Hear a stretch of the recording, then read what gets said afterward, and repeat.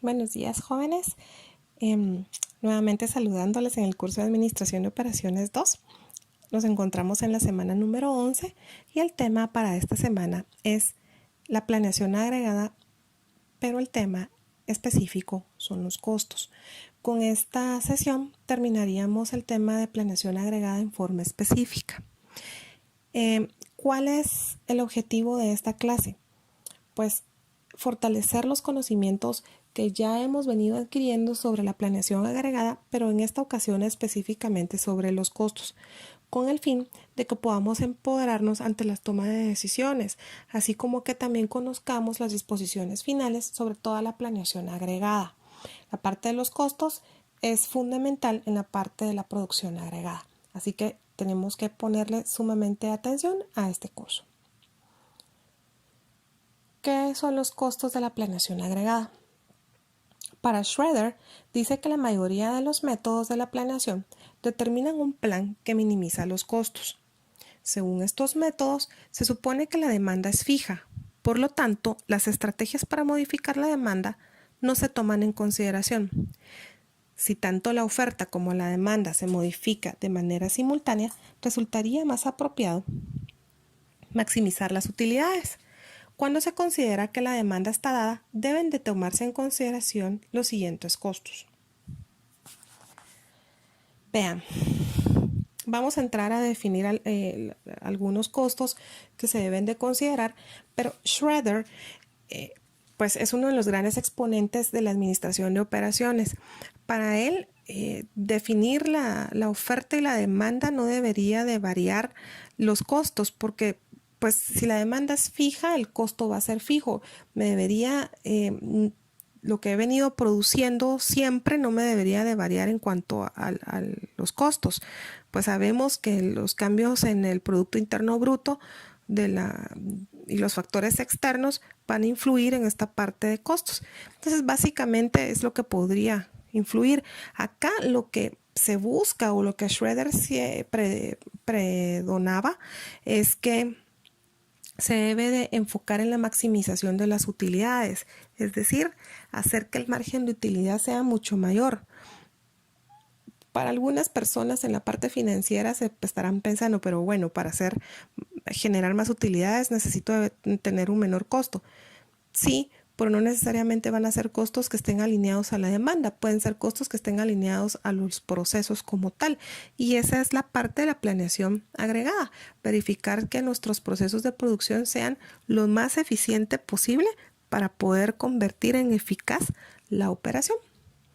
¿Y cuáles son esos costos que debemos de analizar? El costo de contratación y despido es uno. Recordemos que el costo de la contratación incluye costos de reclutamiento, de selección, de capacitación que se necesitan para poder llevar a un empleado nuevo a cubrir una vacante. Esta parte de reclutamiento, selección y capacitación no solamente es el costo del proceso en sí como tal, sino también el tiempo que me va a conllevar a que esa persona tenga la suficiente capacidad para poder desarrollar la actividad que va a cubrir. El costo del despido no solamente incluye las prestaciones del personal, sino también va a incluir una prima de antigüedad y otros costos relacionados con el despido. Despedir a una persona va a implicar que conlleve esos costos de contratación. Entonces, en este caso, si estoy despidiendo a una persona para contratar a una nueva, tengo un doble costo, ¿sí? Entonces, esos costos de contratación y despido son importantes a considerarse, sobre todo con las empresas, como hemos hablado en las semanas anteriores, que son estacionales, que tienen procesos de producción específicos en una cierta quizás temporada del año donde yo necesito contratar personal. Muchas de estas empresas que hacen o que tienen este tipo de proceso en cuanto a la contratación y despido de personal temporal, pues digamos que son personas que trabajan en forma temporal, pero temporal continua, es decir, que tienen 5 o 6 años de ser mano de obra de las empresas, entonces ya no tienen que aprender nuevamente, ya son personas que conocen lo que llegan a hacer. Normalmente estas empresas lo que hacen es tener un banco de datos de recurso humano para que cuando llegue la temporada en donde requieren esa mano de obra, pues la contratan de forma rápida. Muchas de esas empresas también tienen que tener no solamente en estos procesos de reclutamiento, selección y capacitación, sino también conllevan uniformes, logística del desplazamiento de las personas, porque muchas veces estas personas que son contratadas de forma temporal no son personas que vivan en el área donde se desarrolla la actividad y entonces tienen que migrar. También es un costo que muchas empresas deben de absorber porque tienen que darles alojamiento, ¿sí? Otro costo que se debe considerar son los tiempos extras y el tiempo perdido. Esos costos de tiempo extra normalmente están formados por los salarios habituales, regulares, lo que normalmente se tiene, con una prima del 50%. Recuérdense que las horas extras no tienen el mismo valor que las horas habituales o normales de trabajo. Entonces el tiempo de hora extra resulta un poco más caro de lo que debiese de ser. Y el tiempo perdido, pues ya sabemos que el tiempo que se pierde en estar retrabajando cuando es una persona que pues no necesariamente tiene la suficiente eficiencia para trabajar, me conlleva un costo que me va a repercutir en la productividad total. Otro costo que se debe considerar son los costos de mantenimiento de inventarios. Anteriormente hemos hablado en cuanto a la administración de los inventarios, el costo que pueden tener y los factores externos que deben de tener o que debemos de considerar. Y acá no solamente es el costo del capital del producto que tengo en inventariado, sino el costo variable del almacenamiento también, la obsolescencia y el deterioro de ese producto o la merma de productos que también deben de considerarse.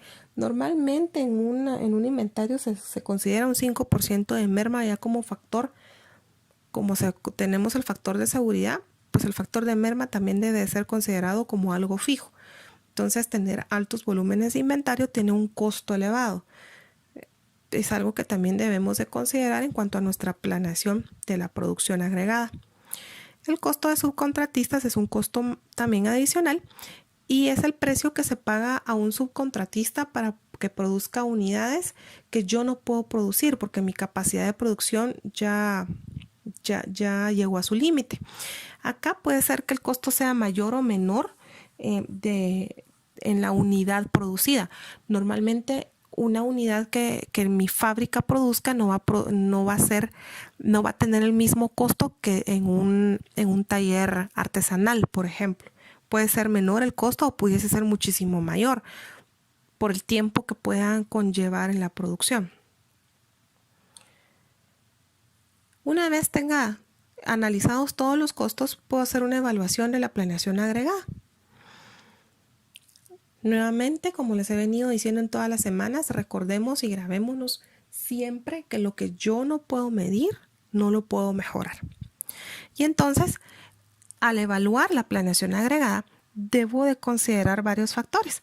Es posible que la administración no perciba la existencia de un problema de la planeación agregada. ¿Por qué no la puede percibir? Porque recuérdense que la parte administrativa, es decir, las gerencias o las altas gerencias, no son personas que por sus funciones normales laborales estén inmersas dentro de la producción. Es decir, verificar los retrabajos, los desperdicios, o sea, esos costos de pérdida de tiempo, no es algo que pueda ser tan perceptible, pero sí se puede percibir en la baja de productividad. Entonces acá cuando eso se empieza a ver o se empieza a ser constante, es necesario asignar a un gerente antes de poder encontrar la utilidad en las técnicas cuantitativas del área, de tal manera que se pueda mejorar o que pueda retomar su productividad. Es muy fácil que en esa parte la alta gerencia o las gerencias no perciban que existe un problema dentro de la planeación agregada porque no está dentro de sus funciones, sino son mandos medios los que pudieran detectarlo. Entonces es de ahí que vale la pena que un gerente pues esté destinado a esta función. Otra parte que hay que evaluar es a veces la gerencia puede que no comprenda el valor de un enfoque cuantitativo porque no, como les decía anteriormente, no tiene la familiaridad con el enfoque de la producción para poder solucionar un problema de programación, porque no es su función habitual. Entonces, nuevamente es la importancia de colocar a un gerente específico para que pueda tener la administración total sobre esa planeación agregada y atacar a un problema más general que específico, ¿sí? Ese tipo de correcciones puede ser que sea una función que se le asigne a un gerente de forma temporal, no continuada, ¿sí? Esto es con el fin de poder darle solución a un problema general porque se está haciendo, normalmente pasa cuando esas partes correctivas tienden a ser reactivas en lugar de atacar el problema de forma general y dejar de tal manera que el problema que se esté suscitando se detenga. Otra parte que se debe de evaluar o que se debe considerar es que los modelos de la planeación se adapten a las necesidades de las situaciones particulares, lo que hablábamos desde la semana 7. El plan estratégico es bastante rígido, sin embargo este plan debe ser bien flexible, de tal manera que se pueda adaptar a las situaciones actuales que pueda tener la compañía. Debe de estudiarse siempre antes de poder hacer el cambio de la planificación para poder explotar también formulaciones alternas que se adapten a la fuerza del modelo o para la situación particular que se pueda presentar para poderlo modificar. Algo más que debo de verificar es que algunas compañías ven muy limitada la planeación agregada por sus políticas como el mantenimiento de un nivel de fuerza de trabajo. Acá se puede considerar como un esfuerzo de evaluación de políticas que se hacen solo una vez de un modelo constante para tomar decisiones con base mensual. Normalmente son políticas que se establecen en la parte de recursos humanos y va o está enfocado más en la parte de contratación, subcontratación y despidos de personal temporal o de personal constante de acuerdo a la demanda o a mi plan de producción. Entonces, una vez se establezcan esas políticas, pues son políticas que solamente se deben de continuar y harán que no tenga un costo alto y que se pueda solucionar de forma rápida. También se debe considerar que antes de que una compañía se enfoque en una planeación agregada, debe demostrarse la capacidad que tiene el modelo para proporcionar mejores decisiones. Es decir, que no vaya a dejar de fuera ningún tipo de información que me vaya a que me pueda conllevar a algún error dentro de mi capacidad de producción o que pueda hacer que el desempeño administrativo haga que los resultados del modelo sean negativos. Entonces tengo que verificar antes de poder instalar este tipo de planeación dentro de mi compañía. Para la implantación de planes agregados, una vez que el plan se lleva a cabo, debe de ser continuamente analizado al paso del tiempo. ¿Por qué? Porque puede tomar en cuenta eventos no planeados y entonces esos eventos no planeados o inesperados pueden distorsionar los planes. Nuevamente tengo que verificar que mi plan sea altamente flexible y que pueda adaptarlo.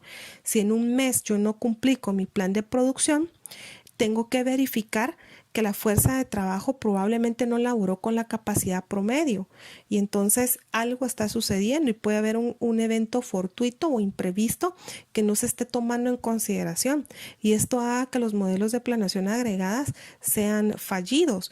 Entonces debo de estar en constante verificación del plan que ha sido establecido y que los datos que son planificados sean reales, que no sean inalcanzables, ¿sí? Porque entonces lo que también puedo generar es frustración dentro de mi mismo personal de producción, porque no están alcanzando el plan que se ha trazado, que se ha establecido, y eso va a mermar su fuerza laboral. Cuando se actualizan los planes agregados, se pueden esperar cambios correspondientes que van a ser enfocados en el plan maestro de producción. Y eso va a conllevar todo el sistema de producción que ya se estableció. Una sola cosa que cambie me va a cambiar todo el sistema. Entonces debo de verificar que mi sistema se alinea a ese cambio y que mis registros y que mis informes son actualizados y que realmente se están revisando periódicamente. Entonces esos pronósticos de la demanda también pueden afectar. Entonces son cosas que debo de estar en constante evaluación. Consideraciones que debo de tener con el comportamiento. Pues el comportamiento en el proceso de planeación, hay dos tipos de comportamiento, el del proceso de la planeación y el comportamiento en la planeación. En el proceso de la planeación hay algunos factores que surgen de la complejidad del problema de la planeación y de las limitantes que tienen las personas para poder resolver un problema de la planeación. En el horizonte del tiempo se debe considerar una planeación óptima. Entonces, en algunas ocasiones se necesita un mayor horizonte de tiempo para poder cumplir con el objetivo que me estoy trazando. Estos problemas también se pueden solucionar con software. La mayoría de empresas ya lo tienen, entonces es un proceso de planeación que tengo que tener de alguna manera calibrado para que se pueda cumplir. Y el comportamiento en la planeación, o sea, es decir, cuando ya la planeación se está ejecutando.